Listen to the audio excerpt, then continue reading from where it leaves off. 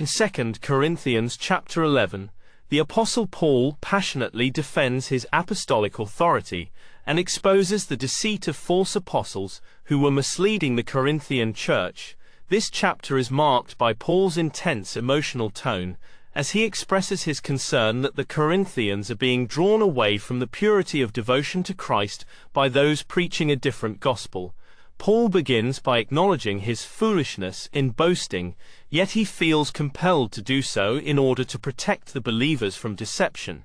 He presents himself as a spiritual father who has betrothed the church to Christ, and fears that, like Eve was deceived by the serpent, the Corinthians might be led astray. He challenges the legitimacy of those calling themselves apostles, labeling them as false apostles and deceitful workers who disguise themselves as servants of righteousness.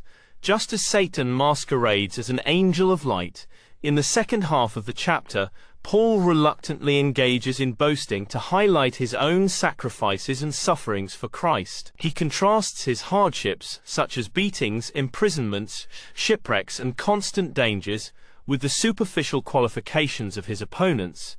His purpose is not self-glorification, but to show that true apostleship is marked by humility, endurance, and devotion to Christ, not worldly credentials or persuasive speech.